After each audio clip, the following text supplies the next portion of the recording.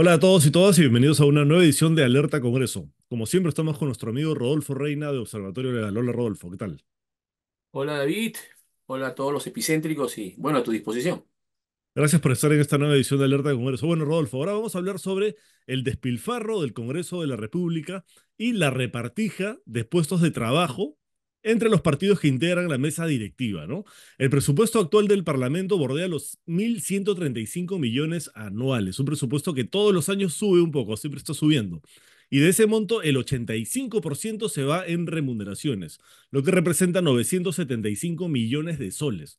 En total hay 1.435 trabajadores en la organización parlamentaria. Y muchos de estos puestos de trabajo son un botín en las negociaciones por la mesa directiva, porque cada vicepresidente tiene a su disposición algunas oficinas del Congreso donde puede contratar básicamente a quien le dé la gana. Hay un interés por ocupar una silla en la mesa directiva, no solamente por poder político y marcar la agenda, sino también porque se pueden obtener puestos de trabajo para militantes o para pagar favores también, ¿no? Entonces, por ejemplo, la primera vicepresidencia, que en este momento está a cargo de Patricia Juárez de Fuerza Popular, tiene a su cargo la Oficina de Participación Ciudadana y también el Fondo Editorial del Congreso. La República ha revelado que el Fujimorismo acaba de designar, por ejemplo, a la ex congresista naranja Karina Beteta como jefa del Fondo Editorial. En el Departamento de Investigación Parlamentaria acaban de nombrar como jefe a José Recoba Martínez, que fue parte del equipo técnico de campaña de Fuerza Popular. En el Departamento de Comisiones del Congreso acaban de nombrar como jefa a Shirley Montenegro, ex asesora del despacho de Rosángela Barbarán. Y en la oficina de enlace con gobiernos regionales y locales acaban de nombrar como jefa a la ex congresista fujimorista Elsa Vega. Pese a que esta oficina en realidad está a cargo de la tercera vicepresidencia, lo que actualmente está bajo el poder de Alejandro Cabero de Avanza País, pero bueno, es un aliado de Fuerza Popular y han puesto a alguien de Fuerza Popular como jefe. También el comercio ha revelado que en la segunda vicepresidencia, Valdemar Cerrón maneja cuatro oficinas, la suya como congresista, la segunda vicepresidencia, la de cooperación internacional y la de asesoramiento científico, y tiene un total de 45 trabajadores a su disposición, de los cuales 27, o sea, el 60%, son militantes o están vinculados a Perú Libre. El salario de los allegados al serronismo le genera un gasto de 217.000 soles al referido poder del Estado. Entonces, vemos que hay un nombramiento que está basado en la afinidad política y no en la experiencia y en la capacidad. O sea, cero meritocracia y todo es favores y el Congreso finalmente convertido en una agencia de empleos. Cuéntanos tu opinión, Rodolfo, y cómo así hemos llegado a esta situación. Bueno, en principio, un comentario de carácter general. Efectivamente, hay que resaltar en primer lugar que el Congreso de la República no es una entidad pública común, no es una entidad pública cualquiera. El Congreso de la República es un poder del Estado que tiene funciones constitucionales muy relevantes, como es la de representar, la de legislar, la de fiscalizar y ejercer control político. Incluso los parlamentos modernos ponen énfasis en la función de control político, es decir, la función de control del poder, la función de fiscalizar al gobierno. Ese es el énfasis que se pone hoy en los parlamentos modernos. Y para cumplir con esa función relevante de carácter constitucional, sin duda, el Parlamento o Congreso de la República tiene que gozar de una autonomía, una plena autonomía para ejercer sus funciones, no solamente en el ámbito político y legislativo, sino también en el ámbito administrativo. Tiene que gozar de una autonomía reforzada. ¿Y esto con qué propósito? De que pueda evitar las presiones del gobierno, del Poder Ejecutivo, en el quehacer del Parlamento. Y se expresa pues en una autonomía administrativa, financiera, económica. Ella gobierna su institución. Y así lo está previsto también en la Constitución y en el reglamento del Congreso. Sin embargo, esta autonomía reforzada, que no la tiene ni el poder Judicial en el ámbito administrativo, ni las otras entidades públicas, eh, digamos, se ha desnaturalizado. Abusando de esa autonomía, se han cometido una serie de excesos administrativos. Y eso tiene que ver también con esta errónea concepción de que somos el primer poder del Estado, entonces están por encima de todo, entonces tienden a autorregularse en todo y apartarse de las normas específicas de los sistemas administrativos, entre ellas especialmente las normas presupuestales, porque recuerden que ya en sucesivas leyes de presupuesto ellos se exceptúan de las Ujú. normas de austeridad, especialmente en las restricciones de gasto en materia de personal. Eso en primer lugar.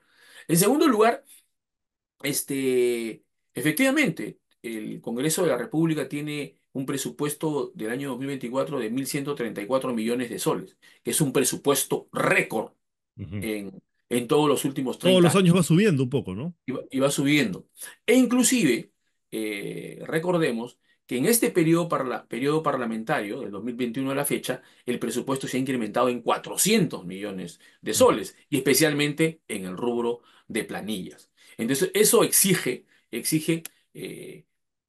algunas medidas correctivas de cómo se maneja la administración en el Congreso, ¿no? Recordemos que, por ejemplo, en base al punto que estamos tocando, efectivamente existen alrededor de 3.500 trabajadores en el Congreso, entre la organización parlamentaria y el servicio parlamentario, y los diferentes regímenes laborales que existen dentro del Congreso. O sea, más o menos a razón de más de 26 trabajadores por parlamentario. Esto nos da cuenta de que inclusive según los últimos reportes periodísticos hay inclusive congresistas que tienen más allá de ese Ujú. promedio de 26 trabajadores por congresista. Ahora, si nosotros nos proyectamos al Congreso bicameral que va a haber el 2026, y con el mínimo de congresistas que serían 130 diputados y 60 senadores, con la ratio que hoy tiene el Congreso, estaríamos hablando de más de 5.000 trabajadores, Uf. lo cual es una cifra alarmante. Entonces, respecto al tema presupuestal, en efecto, como he dicho, el presupuesto del 2004 es una cifra récord, e inclusive, como tú sabes, durante los últimos años se han incorporado créditos suplementarios, vale decir, saldos adicionales o saldos del ejercicio anterior incorporados al presupuesto en ejercicio, o sea, se han incorporado recursos adicionales, y fundamentalmente para orientarlos a personal. Sin embargo, aunque ahorita tenemos 1.300 millones, de acuerdo a la reforma constitucional que ha restablecido el sistema bicameral, eh, hay un tope presupuestal Ujú. del 0,6 del presupuesto, lo cual supone que el próximo presupuesto va a estar por lo menos en más de 1.500 millones de soles. Entonces, esta, esta, este excesivo gasto presupuestal que se debe a decisiones administrativas, sin duda, tiene también un correlato en la falta de legitimidad del Congreso. Porque si Ujú. bien es cierto, el Parlamento tiene dos áreas muy claras, la gestión política o gestión política de los parlamentarios, pero también tiene una gestión administrativa que le brinda soporte, y que las medidas inadecuadas o deficientes en el ámbito administrativo también repercuten en la legitimidad del Congreso. Hoy tenemos un Congreso que, según Ipsos, en la encuesta de agosto 24, tiene un 8% de aprobación, y ha tenido durante alrededor de 6 meses también de aprobaciones de un dígito. Y también tiene, según IEP, agosto 24, tiene un 5% de aprobación, y lo que es más, una llamada de alerta es que durante 20 meses consecutivos ha tenido una aprobación de un solo dígito. Ujú. Esto no ha ocurrido en un parlamento anterior en los últimos 30 años. Además, Rodolfo, también hay que ver el contexto de las denuncias por casos de recortes de sueldo, por ejemplo, porque no solamente tienen una gran cantidad de trabajadores a su disposición los congresistas, sino que hay denuncias de lo que ya es una práctica común, porque hay una docena de casos, pero debe haber muchos más, porque esto no solamente es de ahora, sino que siempre ha habido denuncias de este tipo, de que les exigen un porcentaje del sueldo a algunos de sus trabajadores. Y yo creo que esto tiene que ver con la excesiva liberalidad que tienen los congresistas para contratar personal, porque de ellos depende contratar y también despedir a funcionarios o trabajadores de sus despachos, lo que les permite, por ejemplo, extorsionarlos, porque hay esa liberalidad que permite que tengan tanto personal de confianza. Bueno, lo que sucede también es que los parlamentarios tienen a su cargo un personal en el despacho congresal, tienen personal de confianza también en las comisiones parlamentarias que preside, tiene también personales de confianza ante eventuales presidencias que tenga en las comisiones investigadoras, y también tiene personal de confianza en las comisiones especiales, que ahora, dicho sea de paso, son alrededor de 17. ¿No es Ujú. cierto? Y la particularidad de estas comisiones especiales, que es por su naturaleza son temporales, hoy vemos que las comisiones especiales duran prácticamente todo el mandato parlamentario. Entonces, eso significa que hay pues una excesiva carga de trabajadores. Ahora, una de las propuestas de carácter administrativa para evitar estos actos irregulares llamados mochasueldos, o estas prácticas ilegales llamadas mochasueldos, entre una de las medidas correctivas era justamente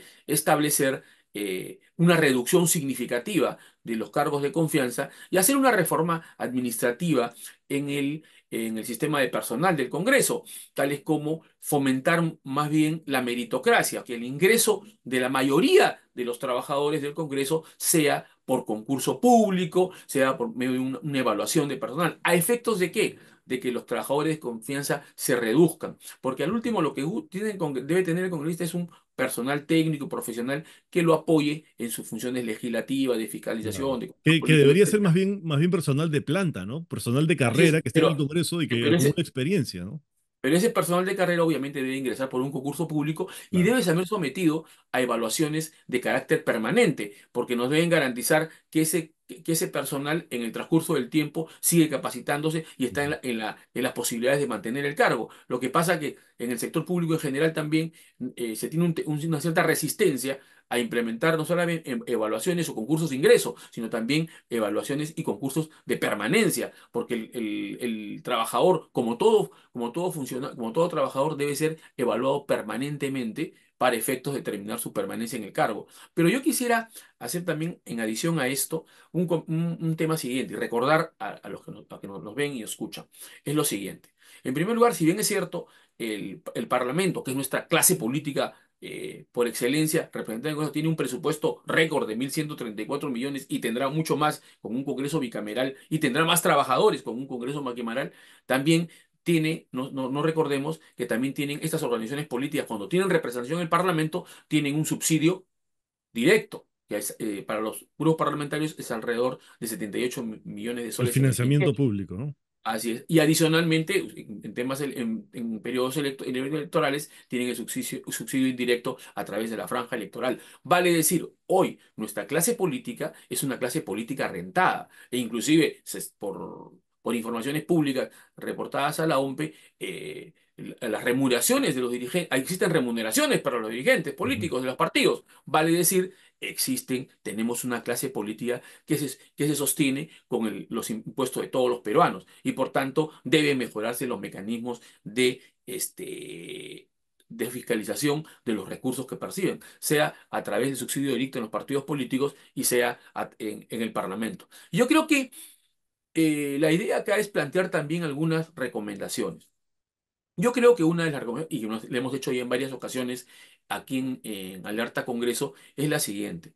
Es tratar de que la gestión administrativa esté apartada de la gestión Claro. política, digamos, de Ujú. los políticos, de los parlamentarios. Y en ese sentido tiene que hacerse una reforma de la estructura administrativa del Parlamento, donde exista un oficial mayor en temas legislativos, que sea pues un profesional de derecho con mucho prestigio, reconocimiento jurídico, ¿no? Altamente calificado, que provenga pues de las mejores facultades de derecho o mejores universidades del Perú. Hoy existe un ranking en SUNEDO y rankings internacionales que pueden dar cuenta de eso, porque tenemos que tener un oficial a mayor legislativo que tenga pues una solvencia jurídica que permita asistir a los parlamentarios en los procedimientos correspondientes. Y por otro lado, un oficial mayor administrativo que sea una suerte de titular del pliego Ujú.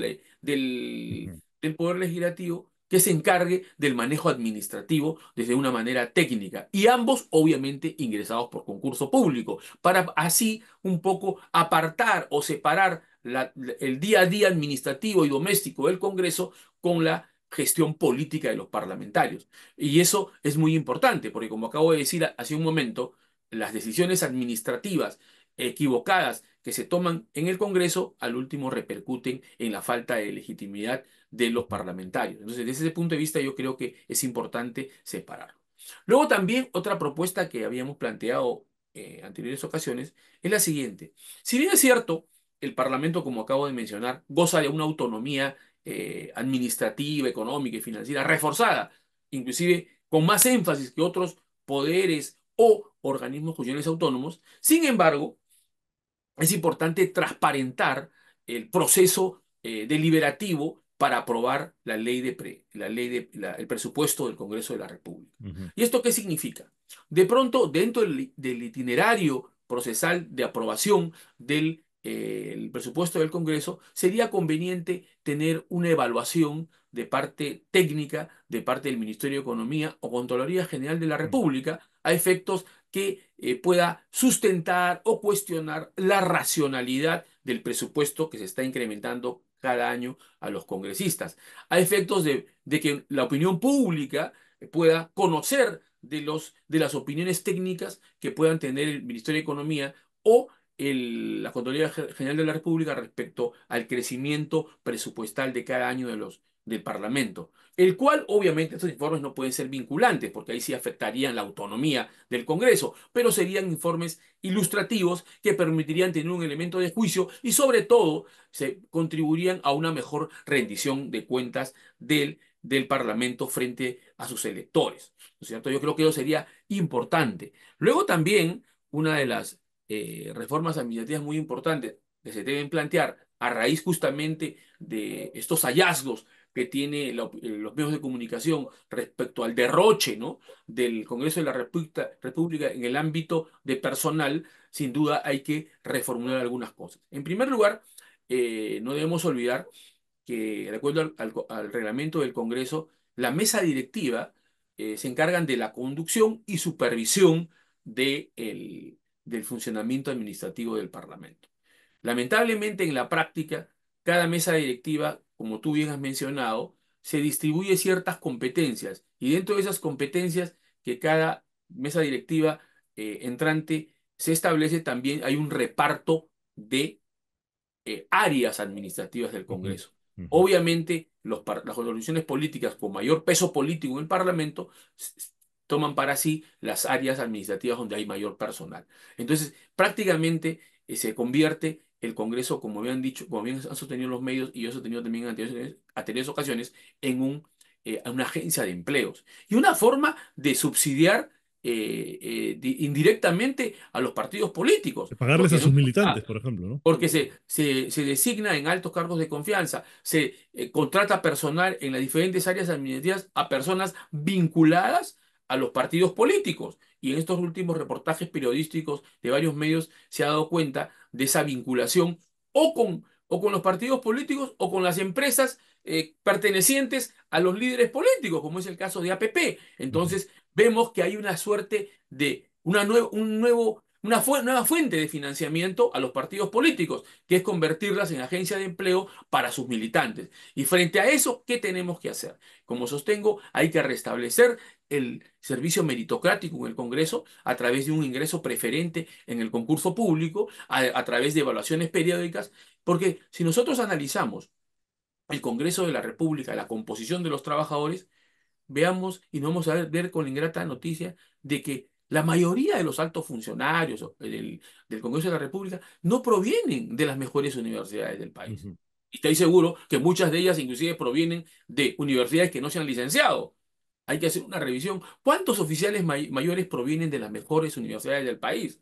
E incluso puede haber casos en que hay oficiales mayores que han provenido de universidades no licenciadas, con los cuales no nos garantizan la idoneidad para la función en el Congreso. Entonces, lo que tenemos que hacer es, sin duda, en el ámbito personal, y con esto concluyo, es una reforma administrativa en la persona del personal, donde, en primer lugar, como dije anteriormente, exista fundamentalmente personal en el servicio parlamentario, que son aquellos que tienen vocación de permanencia, los cuales estén sujetos a meritocracia, tanto en la evaluación de ingreso como en la evaluación de permanencia y obviamente en la evaluación para los ascensos. Creo que eso es importante en todas las áreas, para no tener pues una plana administrativa y sobre todo en la alta dirección, donde existen serios cuestionamientos sobre su idoneidad profesional, ¿no?